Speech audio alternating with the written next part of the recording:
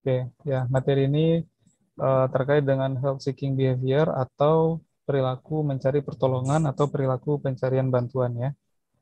Jadi yang nanti akan kita bahas bagaimana pengertian dari help seeking behavior tersebut, kemudian seperti apa dimensi dalam perilaku mencari bantuan itu, kemudian bagaimana kaitannya dengan keterlambatan dalam pencarian pertolongan. Artinya ketika seseorang yang mempunyai perilaku mencari bantuan yang baik itu seperti apa dan yang kurang baik itu seperti apa. Nanti kaitannya dengan delay atau keterlambatan dalam mendapatkan perawatan atau keterlambatan dalam mencari pengobatan yang layak ya. Kemudian seperti apa isu-isu penting yang sampai saat ini itu masih menjadi isu yang penting untuk dibahas dalam ilmu perilaku ya. Jadi sebagai pendahuluan bahwa sebenarnya kan status kesehatan itu tidak hanya ditentukan oleh satu faktor saja. Jadi banyak faktor yang mempengaruhi seseorang itu sehat atau tidak. Mulai dari gaya hidup, dari perilaku individu. Nah, gaya hidup itu mewakili dari perilaku kan. Perilaku merokok, minum alkohol, ya, aktivitas fisik, nah, itu semua menentukan status kesehatan.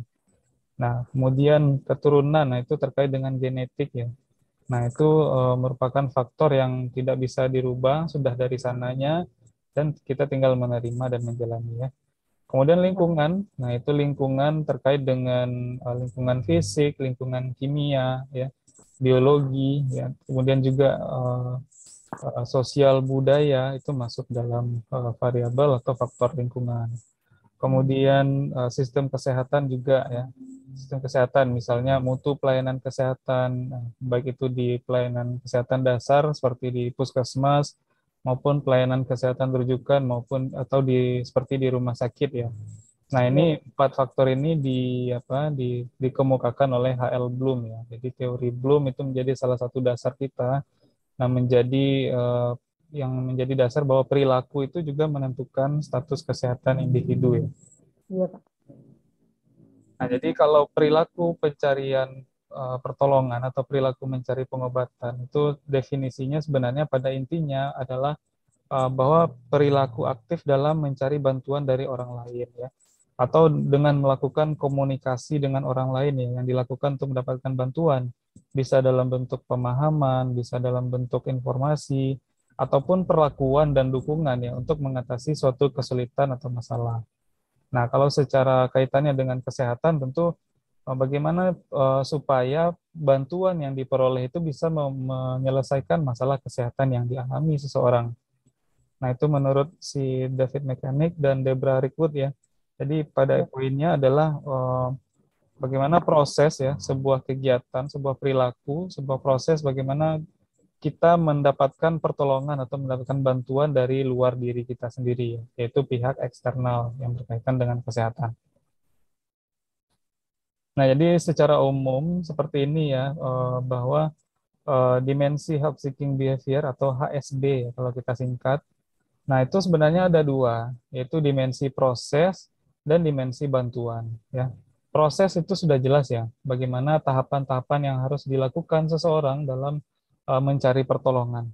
Ya, kemudian bantuan nanti akan kita bahas ya. Jadi bantuan itu ada yang namanya dimensi sumber dan tipe-tipe pertolongan.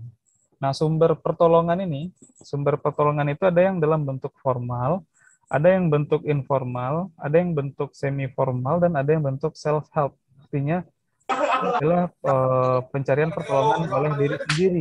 Ya, jadi ini berusaha sendiri. Kemudian kalau tipe pertolongan ya, nah itu beberapa dukungan yang bisa diperoleh ya. Misalnya eh, dukungan instrumental, kemudian dukungan afiliatif, dukungan emosional, kemudian ada dukungan informasi dan treatment atau perawatan maupun pengobatan. Nah, ini satu-satu nanti akan kita bahas ya. iya. Terkait dengan eh, proses ya. Jadi proses sudah jelas ya bahwa serangkaian usaha yang dilakukan untuk memperoleh bantuan itu ya. Bagaimana perilaku atau sikap seseorang dalam mencari bantuan? Apa saja yang sudah dilakukan? Atau bagaimana tahapan-tahapan seseorang untuk mencari bantuan? Ya, bantuan dalam hal ini tentu misalnya kalau kaitannya dengan seseorang yang sakit, bagaimana perilaku tersebut bisa terwujudkan dalam suatu kegiatan misalnya pengobatan atau perawatan. Ya. Nah, kemudian bantuan atau asisten ya. Nah, itu berhubungan dengan karakteristik bantuan yang dibutuhkan. Seperti tadi sumber dan tipe pertolongan. Kalau sumber itu cara yang dilakukan seseorang untuk mendapatkan bantuan yang dilihat dari tingkat keahlian si pemberi bantuan. Nah, seperti tadi ya, ada formal, ada informal, kemudian ada semi formal dan self help ya. Kemudian tipe pertolongan itu apa saja yang bisa diperoleh ya. Dukungan nyata seperti apa yang dapat diberikan kepada seseorang yang membutuhkan bantuan.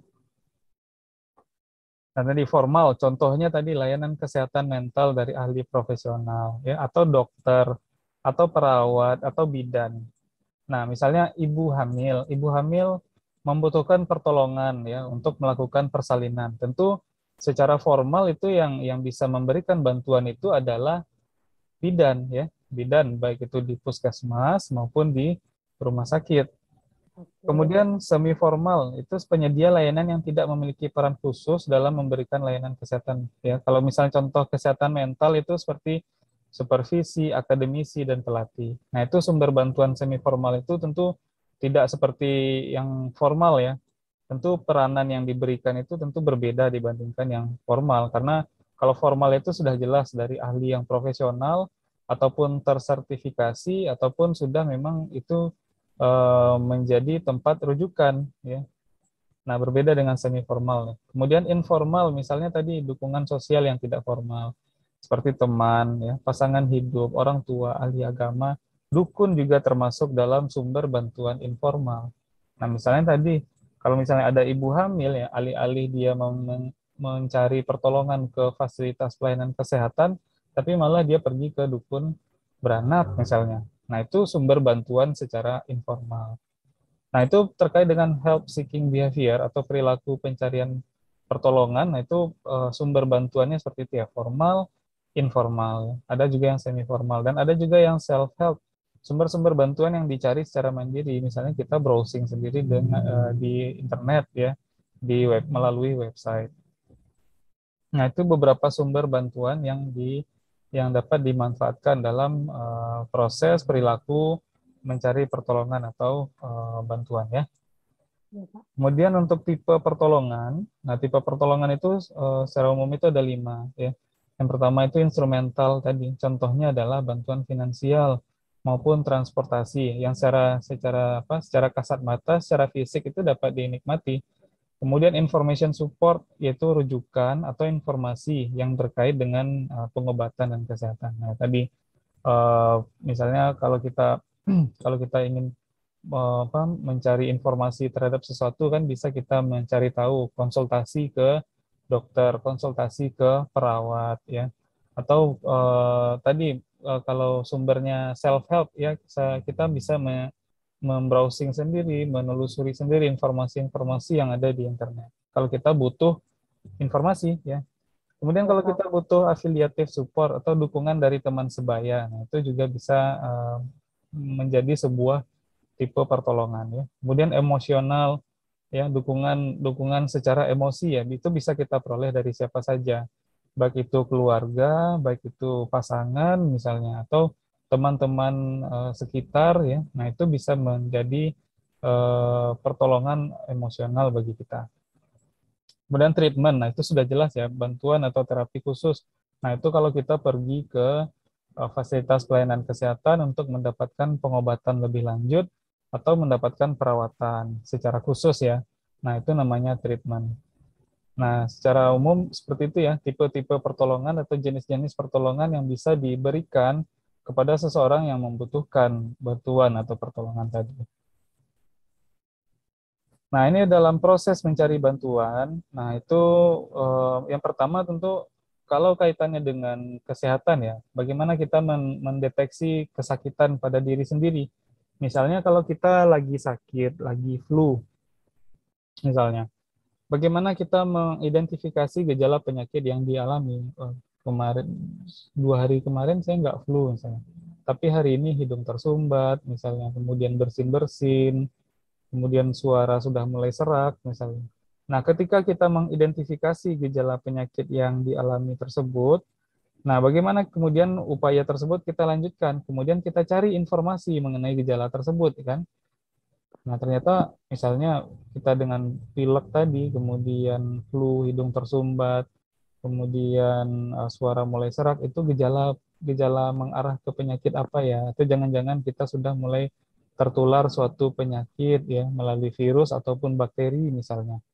Nah, dalam proses mencari bantuan itu didahului oleh bagaimana kita secara sensitif ya kita mengidentifikasi apakah ada yang berubah dengan pola hidup, dengan status kesehatan kita, kemudian kemudian kita mencari informasi ya. Kemudian dari informasi yang kita peroleh tersebut, baru kita mengupayakan bentuk pertolongan seperti apa yang kita butuhkan. Ya. Misalnya kalau kita sakit, flu, demam misalnya. Nah, bagaimana pertolongan yang kita butuhkan? Apakah kita perlu ke dokter, ataukah kita hanya pergi ke perawat, ataukah kita hanya butuh membeli obat sendiri di apotik misalnya. Nah, itu alternatif bentuk pertolongan yang bisa dilakukan. Ya. Nah, kalau kita merasa penyakitnya sudah mulai parah misalnya, tentu itu menjadi penentu ya dalam pengambilan keputusan dalam memilih metode pertolongan tadi. Apakah misalnya kalau kita sudah mulai sakit nih, anggota keluarga kita lihat juga sudah ada yang sakit misalnya, jangan-jangan itu sudah tertular dari kita misalnya. Atau misalnya terkait dengan ketika misalnya tidak segera dibawa ke dokter, kita takut bahwa penyakit ini akan semakin parah misalnya. Nah, sehingga itu ujungnya adalah bagaimana kita mengambil keputusan dalam memilih metode pertolongan tadi. Apakah kita membawa eh, kita pergi ke fasilitas pelayanan kesehatan terdekat, ya, atau pergi ke eh, fasilitas layanan kesehatan yang alternatif seperti dukun tadi misalnya. Nah, itu kan bagian dari ilmu, bagian dari perilaku pencarian pengobatan atau perilaku pencarian bantuan tadi. Ya. Nah, sumber-sumber bantuan tadi, baik itu formal, semi formal, informal, dan self help tadi itu juga berperan ya dalam dalam proses mencari bantuan tadi. Mencari bantuannya kemana? Apakah ke yang formal, apakah ke yang informal, atau mencari bantuan sendiri. Nah, itu seperti itu ya proses mencari bantuan. Kemudian kaitannya dengan delay atau keterlambatan. Ya. Keterlambatan dalam pencarian bantuan itu akan berefek atau berdampak pada pengobatan dan perawatan yang juga tertunda. Ya. Karena nah perilaku menunda dalam mencari bantuan khususnya di untuk kesehatan ini akan berpengaruh buruk ya bagi penderita kalau kita yang sakit ya. Misalnya tadi kalau kita sakit demam misalnya. Nah, seperti apa kebiasaan kita kalau demam? Misalnya kalau demam, eh, nah paling kita misalnya ya, oh karena kemarin hujan-hujanan misalnya, atau contohnya eh, ya kita kurang tidur misalnya, kemudian sudah 2 hari demam, kita biarkan saja karena kita merasa tidak terlalu terganggu, kita tetap bisa menjalankan aktivitas dengan seperti biasa meskipun badan agak panas dingin misalnya. Dan selama itu tidak mengganggu, kita anggap itu tidak apa-apa dan kita tidak melakukan apa-apa. Nah, namun ketika misalnya muncul gejala yang lebih parah ya. Nah, muncul dari demam misalnya tambah gejala lain, misalnya gejala sakit kepala ya atau misalnya mual, muntah misalnya. Karena diikuti gejala lain, nah tentu kita merasa apakah ini makin parah ya karena kita tidak berobat misalnya. Sehingga barulah kita berobat pada hari ketiga atau hari keempat. Nah, itu termasuk delay ya, salah satu contoh sederhana. Nah, misalnya kalau kita ya, ya mungkin saya sendiri juga sering kali seperti itu. Misalnya ketika kita demam sedikit, pilek sedikit, ya jangan-jangan karena hanya daya tahan tubuh kita aja yang kurang misalnya. Nah, kita cukup minum multivitamin, banyak istirahat dulu, tidur yang cukup misalnya. Nah, banyak minum air putih, istirahat, kemudian kita lihat ya kondisinya besok atau lusa misalnya. Kalau masih sakit, rasanya baru kita periksakan. Nah, itu termasuk bagian dari contoh perilaku menunda dalam mencari bantuan. Atau banyak hal ya yang bisa menyebabkan perilaku tersebut tertunda. Misalnya kalau kalau kita butuh pelayanan kesehatan di puskesmas misalnya. Nah, itu kita tidak bisa segera ke puskesmas karena mungkin jaraknya yang jauh ya, atau kemudian kita tidak punya transportasi untuk ke sana. Nah, itu perilaku tertunda itu bisa disebabkan oleh diri sendiri, bisa juga disebabkan oleh faktor-faktor lingkungan yang berada di luar diri kita. Nah, menurut Barsmed ini salah satunya tadi yang mempengaruhi seseorang melakukan penundaan dalam mencari bantuan itu tidak adanya rasa sakit atau belum munculnya gejala. Ya. Nah, untuk beberapa penyakit kronis memang gejalanya itu bisa lama baru muncul ya. Misalnya untuk orang yang diabetes misalnya, sebenarnya dia sudah punya risikonya itu mungkin 5 tahun yang lalu atau 10 tahun yang lalu. Nah, tapi karena tidak begitu kelihatan dan tidak begitu mengganggu kehidupannya, maka kalau setelah divonis atau setelah sakit ya atau gejalanya menjadi serius, baru mereka mencari pengobatan. Nah, itu salah satu contohnya. Makanya perilaku help seeking behavior ya, perilaku mencari pertolongan itu berkaitan dengan keterlambatan dalam perawatan maupun pengobatan ya.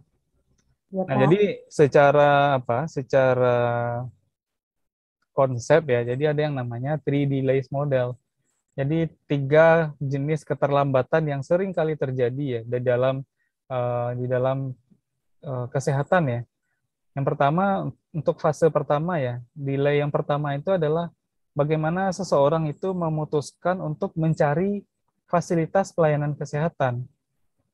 Nah, seperti tadi eh, orang ya penduduk masyarakat yang merasa bahwa ketika mereka demam, pilek, batuk itu menjadi sudah penyakit yang biasa sehingga nanti ketika memutuskan untuk mencari pelayanan kesehatan kalau sudah parah. Nah, padahal kan untuk gejala penyakit tertentu ya, misalnya TB kan gejala penyakitnya ya batuk, ya, pilek, demam seperti itu ya. Nah, Ya, kalau tidak cepat diobati tentu kumannya itu akan semakin banyak dan berpotensi menulari ke orang lain ya. Nah, itu untuk delay pertama bagaimana kita memutuskan untuk mencari fasilitas pelayanan kesehatan atau bagaimana kita segera memutuskan untuk berobat ya. Nah, itu yang delay pertama. Kemudian delay yang kedua mengidentifikasi dan mencapai sebuah fasilitas pelayanan kesehatan. Nah, tadi delay yang pertama ketika kita butuh dirawat ya. Nah, tadi kita perlu ke puskesmas, kita perlu ke rumah sakit. Nah, tadi berkaitan dengan akses yang pertama ya. Jarak dari rumah kita ke puskesmas itu sangat jauh. Atau kita tidak punya transportasi untuk mencapai fasilitas pelayanan kesehatan yang memadai atau yang kita butuhkan. Nah, itu keterlambatan yang kedua. Nah, untuk keterlambatan yang ketiga, bagaimana seorang individu itu terlambat dalam menerima perawatan atau pengobatan ya. Dia sudah sampai nih di fasilitas pelayanan kesehatan, cuman untuk mendapatkan perawatan segera itu juga ada delay-nya, ada waktu tunggunya ternyata. Misalnya ketika seseorang sakit ya, taruhlah sakit kemudian dibawa ke rumah sakit, masuk IGD. Nah, berapa jangka waktu yang dibutuhkan dari seseorang itu awal masuk IGD untuk ditangani secara cepat oleh dokter yang ada di sana atau perawat yang ada di sana di IGD misalnya. Nah, barangkali mungkin IGD itu lagi penuh misalnya, sehingga harus nunggu dulu misalnya. Nah, itu kan sering terjadi ya ketika suatu rumah sakit itu penuh, apalagi kemarin masih dalam suasana pandemi COVID. Nah, itu IGD itu di mana-mana penuh. Ketika ada orang yang sakit selain COVID misalnya, tentu harus menunggu dulu misalnya, ditunggu dulu, dilakukan triase, kemudian diurutkan berdasarkan skala prioritas mana yang kira-kira butuh pertolongan segera. Nah, delay yang ketiga itu seperti itu ya, sudah sampai di fasilitas pelayanan kesehatan, cuman berapa jangka waktu yang dibutuhkan ketika seseorang itu sudah mendapatkan perawatan yang adekuat atau yang baik ya. Jadi itu 3 jenis keterlambatan yang bisa saja terjadi. Nah, itu ketika perilaku pencarian pertolongan itu sudah terlambat di awal, nah itu kan perilaku pencarian pengobatan, perilaku pencarian pertolongan itu kan sudah di awal, sudah di fase primer sebenarnya. Nah, kalau di delay 2 dan 3 ini sudah di fasilitas pelayanan kesehatan keterlambatan yang terjadi. Nah, kalau di perilaku pencarian pengobatan, nah itu keterlambatannya masih di level primer ya, di populasi. Nah, ini sebagai contoh ya, ini kerangka konsep atau conceptual framework dari kasus kematian karena DBD. Nah, ini yang di bagian hijau ini adalah preventive care seeking. Bagaimana cara individu mencari perawatan atau mencari pengobatan ya. Nah, fase pertama bagaimana individu tersebut mengenali mengenali kebutuhan untuk mencari perawatan ya pada gejala pertama. Misalnya kalau DBD kan gejala spesifiknya adalah demam ya, nyeri otot, kemudian bintik merah atau ruam kan. Nah, ketika seseorang mempunyai gejala seperti itu, kemudian dia lihat mungkin tetangganya juga ada yang terkena penyakit yang sama, dan kemudian dia merasa kan, oh, wah jangan-jangan saya terkena DBD, jangan-jangan saya juga tertular misalnya. Nah, itu fase 1, kita bisa mengenali ya risiko yang terjadi pada diri sendiri. Kemudian dilanjutkan fase kedua, deciding to seek preventive care. Artinya ketika sudah mengenali gejala yang ada di dalam diri kita sendiri tadi, kita sudah demam, batuk, kemudian nyeri otot dan ruam misalnya. Nah, apakah kita segera memeriksakan diri ke tenaga kesehatan ya? Apakah ke dokter, praktek dokter maupun praktek perawat misalnya, atau ke puskesmas. Nah, bagaimana di fase 2 ini kita memutuskan untuk pergi? Karena, nah barangkali seperti tadi ya, orang ada yang nunggu 1 hari, 2 hari demam, baru periksa ke dokter. Ya karena merasa demam itu enggak penyakit yang biasa, penyakit ringan, dan tidak mengganggu aktivitas. Kemudian untuk fase 3, identifying and reaching health facility. Nah, seperti tadi ya, bagaimana dia mengidentifikasi dan mencapai fasilitas pelayanan kesehatan yang dibutuhkan. Nah, fase 4 baru menerima perawatan ya dari gejala yang pertama. Nah, ini ketika seseorang terkena gejala DBD itu masih awal, apakah fase 4 ini bisa dilakukan dengan cepat ya. Nah, baru kita lihat perkembangannya tanda bahaya DBD itu seperti apa. Kalau masih di puskesmas misalnya, apakah dia dirujuk atau tidak. Nah, ini di emergency care seeking ketika sudah pada fase kritis.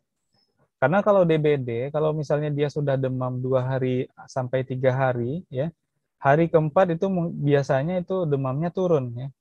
Nah, mayoritas orang ketika demamnya turun itu dianggap dianggap sudah sembuh. Sudah sembuh. Nah, padahal itu adalah fase kritis ya. Nama istilahnya adalah defervescence. Artinya ketika terjadi penurunan suhu tubuh, itulah fase-fase kritis seseorang penderita DBD itu terjadi. Sehingga bagaimana tanda bahaya itu yang harus dikenali ya, harus diidentifikasi apakah di tanda bahaya itu bisa menyebabkan shock ya, bisa menyebabkan dengue shock syndrome ya. Kalau di penyakit DBD itu namanya dengue shock syndrome untuk fase yang paling parah. Nah, bagaimana untuk fase pelayanan kesehatannya melihat itu ya. Nah, ini di rumah sakit nih kalau sudah di referral atau rujukan. Kemudian bagaimana manajemen kasusnya misalnya sudah masuk IGD, sudah masuk ruang perawatan. Bagaimana manajemen kasus, bagaimana perawatannya, pengobatan ya, bagaimana manajemen pengelolaan cairannya, infusnya bagaimana ya. Kemudian bagaimana obat penurun panasnya. Nah, itu kemudian bagaimana pemantauan suhu tubuh harian misalnya. Nah, itu yang harus dilakukan di fasilitas pelayanan kesehatan. Nah, ini kalau sejak awal itu sudah pada fase help seeking behavior yang bagian pertama saja sudah terlambat, maka ujung-ujungnya juga akan terlambat. Nah, sehingga disitulah risiko terjadinya kematian karena penyakit DBD itu. Nah, itu ya, selain dipengaruhi oleh determinan sosial, kemudian determinan individu, dan determinan sistem kesehatan. Kapan? Nah, isu penting tadi yang dalam perilaku pencarian bantuan tadi yang perlu kita pahami bahwa bagaimana ketersediaannya ya. Fasilitas pelayanan kesehatan yang memadai itu ada nggak di dekat kita ya. Nah, itu berkaitan dengan akses ya. Kalau misalnya ada yang ada misalnya, tapi agak jauh sedikit, bisa nggak kita menjangkau dalam waktu cepat?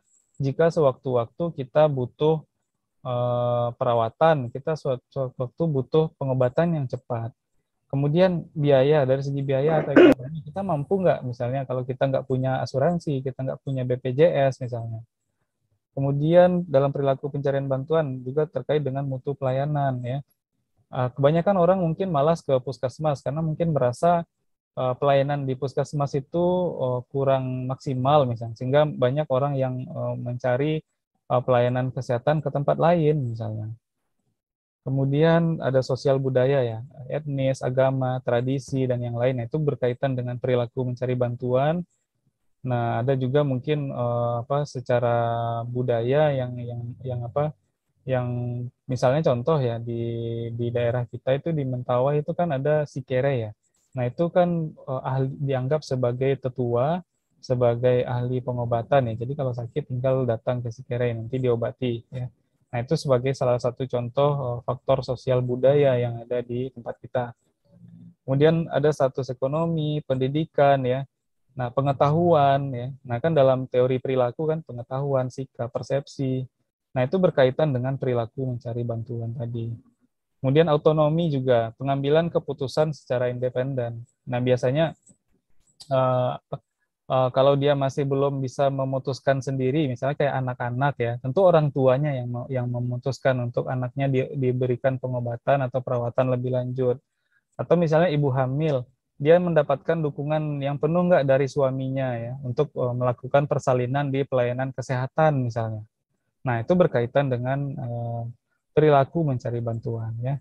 Nah, ini isu-isu penting yang saya kira sampai sekarang itu masih menjadi perhatian ya dalam perbaikan pelayanan kesehatan ke depan. Oke, sampai sini saya kira itu ya konsepnya dalam help seeking behavior eh, dan apa konsep dasarnya seperti itu. Dan kalau ada diskusi, Rensi, saya persilahkan.